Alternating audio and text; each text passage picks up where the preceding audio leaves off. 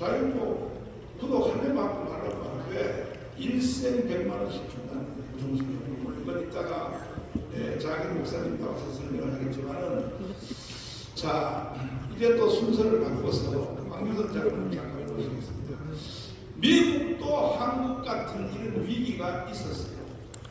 미국도 1950년대에 잘 보십시오. 미국도 완전히 공산화될 수밖에 없는 위기가 1950년도에 있었는데 그때의 상원의원 하나, 메카지 상원의원 한 사람이 미국을 공산주의로부터 지키는 겁니다.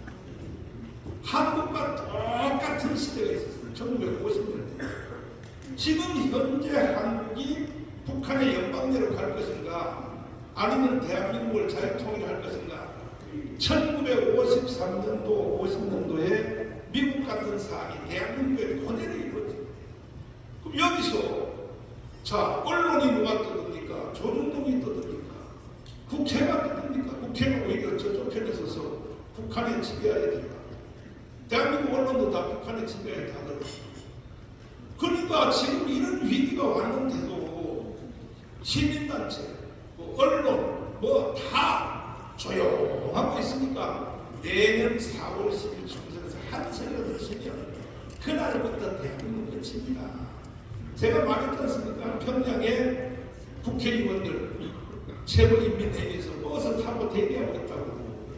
다 짜고 하는 거예요. 지금 이 남한에 있는 이 주사파 세력들하고. 이런 현재 상태를 직시하고 바로 쳐다보는 사람이 없는 거예요. 나는요 자칭 선지자예요. 나는 기도를 많이 하는 사람이에요. 한눈에 보면 딱 보여버려요. 대한민국이 앞으로 어떻게 갈 것인가 뻔한 겁니다. 미국도 50년도에 한국 같은 위기를 맞이했다. 메카시 설명하고 있습니다. 어떤 일이 있습니까? 이 메카시즘에 대한 평가는 조금씩 또 다릅니다. 그러나 이 메카시 의원이 그때 당시에 공산주의가 전 세계로 확장되고 있을 때 이 공산주의를 박살을 맞고 좀 미국 분들을 인식을 깨우친 그런 용어는 분명히 있습니다.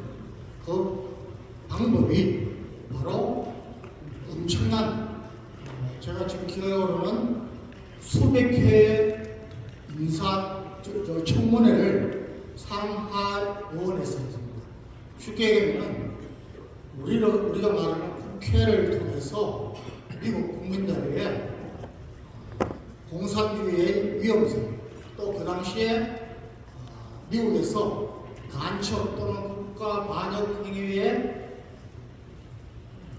의심을 받고 있는 사람들을 청문회를 세워서 그 모든 청문회를 언론이 공개하고 생중계함으로써 미국 국민들에게 일깨워준 것입니다. 위험성을.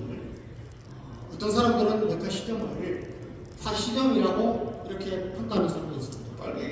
그러나 전체적으로 보면 제가 강조하고 싶은 것은 우리 국회도 여든 야든 여러분 국가 안보와 국가 존립에 대해서는 같은 생각을 가지고 있습니다.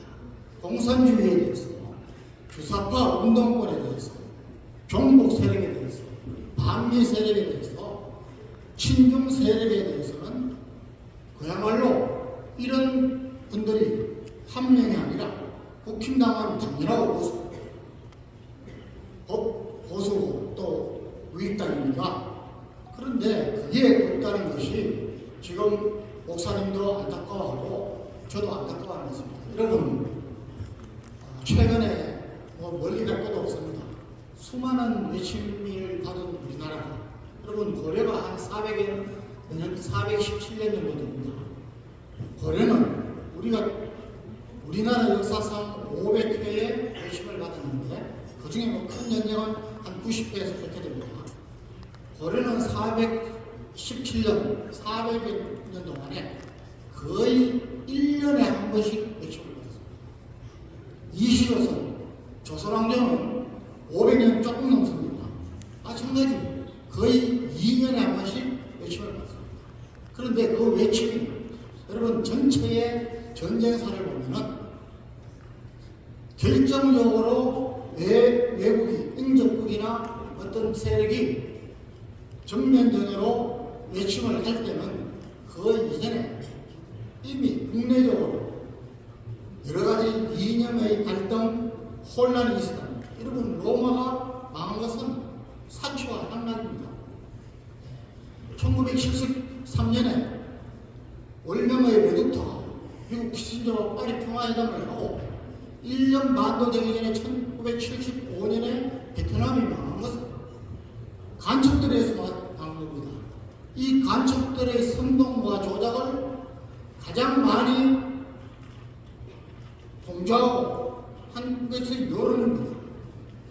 나중에 망한 다음에 분석해 보니까 그 야당의 대통령 후보, 육군참모 차장, 심지어 여러분 잘 아시는 이름만 대면 아시는 그런 선임을 비롯한 종족의 간첩이 침투 아닌 것입니다. 그런데 그 당시 베트남 인구가 2천만이었는데 그 모든 세력을 합쳐도 9만 조금 넘었습니다.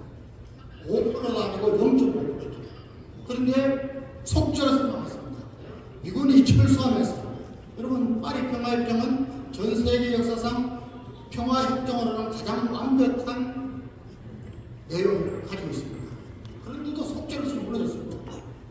0.5%에 무너진 베트남을 보면서 우리나라가 지금 종북, 친북, 남미, 친중 합치면 얼마나 되겠습니까? 지금 40%는 좋게 넘는다고. 왜 여기에 우리 언론이, 우리 국회가, 정치인들이, 종교인들이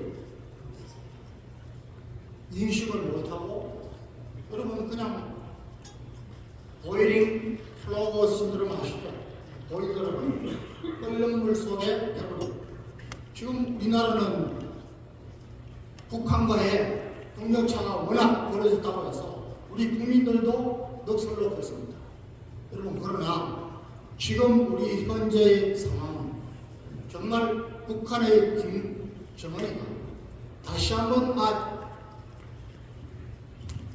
군사력을 가지고 침공을 해야 됩니다. 핵을 가지고 해야겠다. 유혹을 느끼기에 충분하다는 것입니다. 장군님, 현재 북한하고 우리나라 군대하고 전쟁하는 누가 이길까요? 한번 여쭤보겠습니다. 여기 제가 원래 유튜버들 많으십니다. 무조건 이긴다고 선언을 해요. 무조건 이깁니다. 네, 감사합니다. 진다고 선언을 해요. 붙어봐야 합니다. 안 됩니다. 아니 총사만 이기는데 다른 쪽으로 없습니다. 박사님의 현재는 우리나라가 이런 식으로 내부 갈등과 이념 갈등과 정치 수준이 이런 식으로 계속된다면 싸우기 전에 시간을 못 잡습니다. 창조 이후로 지구가 창조된 이후로 오늘까지 생겼다가 없어진 국가가 거의 90% 없어졌고 지구상에 옛날부터 있던 나라들은 거의 한 10%인데 그 망한 이유 중에 다 적과의 내통이잖아요. 적과의 내통. 현재 한국으로 말하면 주사파 이놈들이 북한하고 내통하는 거 이거는 반드시 어떻게 되겠습니까? 이렇게 되면 아무리 우리가 군사력이 세도 결국은 어떻게 되겠습니까? 설명합니다. 여러분 저는 군생활을 할 때 우리 작계를 제가 받고 있습니다. 2015년도에 작계 2027, 2015로 좀 바뀌었습니다. 좀 더 변화가 그러나 골자는 그겁니다.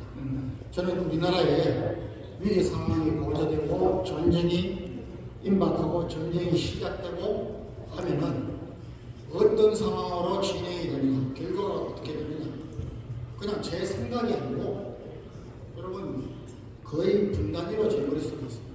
그러니까 연합사역이 됐을 때 우리 장군님이 그 작전 계획을 다 작성했는데 내용은 이거죠. 북한이 남심하면 처음에는 어디까지 후퇴한다. 그 다음에 다시 반격해서 평양을 다시 정복한다.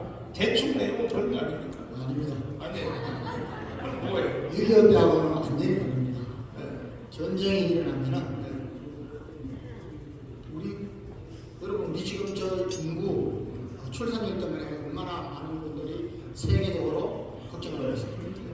인구가 굉장한데 6.25 때와는 대표는 지금은 무조건 전쟁이 일어나면 북한의 군사력을, 병사들을 완전히 전멸시킨다는 이런 개념이 아닙니다. 아니고 최단시간에 당시 북한의 전쟁 지휘부를, 그러니까 김정은 일당을 납치하든지 죽이든지 해서 전쟁 의지를 극복하는 것입니다.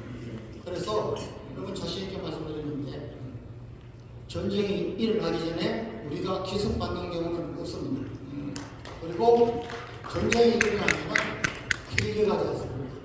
1, 2주면 충분합니다. 자, 그런데 어제 그저께 그 신원식 장관이 김정은 제거를 하겠다고 어떻게 생각하세요?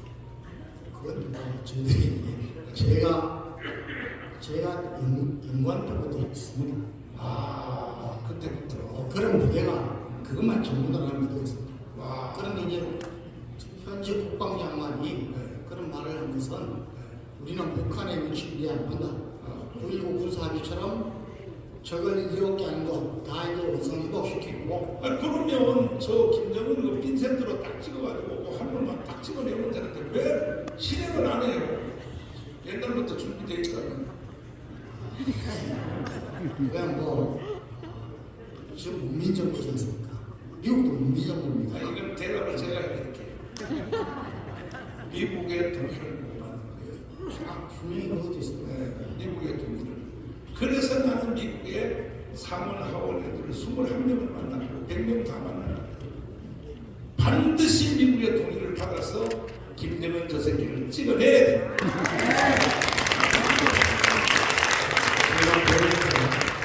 제가 과장을 하고 있습니다. 그때 2001년도에 9.11 테러가 왔습니다. 그때 9.11 테러가 나고 난 뒤에 북한의 김정은이 한 거의 3, 4주 동안 일체 움직이지 않았습니다. 왜 그랬을까요? 혹시 아십니까? 북한은 전 국토의 요소다. 그리고 김정은이의 주석궁 한 20개 정도가 군대를 올리고 있습니다. 그런데 그게 지금은 강점입니다. 왜? 9.11 테러를 하면서 그 테러범들이 아프가니스탄 국경 지역으로 숨었습니다. 거기가 전부 터널이고 천연 동굴입니다. 그런데 미국이 그 터널을 뚫고 들어가서 폭발시키는 포탄을 개발한 겁니다. 미국이 왜 무서워요? 전 세계 1위의 능력을 가지고 군사를 갖고 있어서 끊임없이 연구하고 끊임없이 앞서간다는 겁니다. 그래서 북한의 김정은이는 지금도 마음만 먹으면 우리 단독으로도 할 수 있습니다. 그런데 우리는 그렇지 않다는 거죠. 단지 제가 꼭 말씀드리고 싶은 것은 여러분 우리 언론은 말이죠. 여러분 기억나십니까? 11월 말에 북한이 뭐 했습니까? 정찰 위성 1호 말리경 1호 쏘아올린 거 아시죠? 대서특필을 했습니다. 네? 북한의 전선기념인 우리로 말하는 국군이나 생중계 녹화된 게 계속 때립니다. 그런데 우리가 아는 것은 거의 없어요. 아주 많습니다. 여러분 12월 2일 날 우리도 정찰 위성을 미국의 반덴버그 우주군사원 기지에서 쏘아냈습니다. 자, 여러분 우리 정찰 위성의 수준은 세계 5위 정도 됩니다. 우리 1호 위성까지는 이게 전자 광학하고 적외선 북한이 이번에 올린 것은 지금 아직도 사진을 못 내놓고 있습니다. 400km, 600km에서 밑에 한 300cm, 3m 볼 수 있습니다. 식별할 수 있습니다. 그런데 우리가 이번에 불과 일주일 만에 쏘아 올린 것은 똑같은 기능이지만은 해상도가 30cm, 10배. 그런데 우리는 여기에 만족하지 않고 이것은 뭐 우리는 오래전부터 한 것입니다. 앞으로 2025년까지 4개를 더 쏘아올려가지고 5개의 군사위성을 올리면은 정찰위성을 올리면 이 정찰위성은 지금까지 적외선 뭐 광학이 아니고 영상 레이더입니다. 구름이 끼든 뭐 안개가 끼든 관계없습니다. 비가 오든 그대로 2시간 간격으로 우리 자체적으로만 북한을 바라봅니다. 그리고 초소형 정찰 위성을 30개 정도 계속 올립니다. 그럼 30분 단위로 북한을 볼 수 있습니다. 이제 군사력 전혀 문제 없습니다. 그럼에도 불구하고 왜 우리나라의 대통령들이 북한의 돈을 갖다 줘서 핵무기를 개발해서 여러분 김정은이가 핵을 사용하기는 힘들다고 봅니다만 사용할 수 있습니다. 그거는 미치겁니다. 사용하면 우리가 막대한 피해를 줍니다. 그러나 북한은 거의 멸절입니다. 100배.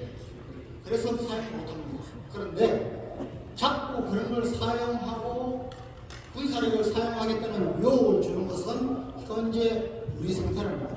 여러분 180석까지 더불어민주당이 노란봉 특보, 예? 우리 기업을 죽이는 노란봉 특보, 민노총을 살리는 노란봉 특보 이런 거 서슴없이 하지 않습니까? 쌍탁금 서슴없이 하지 않습니까? 이런 것 때문에 유혹을 받을 수 있습니다. 이번 총선에서는 정말 국힘당이 우리와 협조해서 저놈들은 위성정당이 얼마나 많습니까? 왜 우리를 아군으로 보지 않고 적대시합니까? 딴 거 아무것도 없습니다. 여러분 더불어민주당이 저렇게 저는 이제는 미안한 일이지만 정과 사망의 잡범이 아직도 기소당에서 하는 이런 스캔들이 우리 야당 대표가 되었다는데 대통령 후보가 됐다는데 저는 정말 속이 썩입니다. 이런 거 바꾸자는 거 아니겠습니까? 국힘당 하나로 70년간 우리가 국힘당을 지지했습니다. 한 게 무엇입니까? 여러분 지금 상특검 이런 거 왜 김정숙이 왜 김영이 물고 늘어지지 못합니까? 가만히 있어요. 이걸 바꿔놓겠다는 겁니다. 우리 자유통일당이 정말 우리 이번에 여러분들께서 국민들께서 우리 언론이 우리를 지지해 주셔서 우리 국민의 의식이 지적 수준이 조금 높아지면 우리나라는 정말 확 바뀝니다. 여러분 이 여러분이 우리 유튜버 여러분들이 앞장서 주십시오. 결론적으로 뭐냐면 내부의 정의잖아요.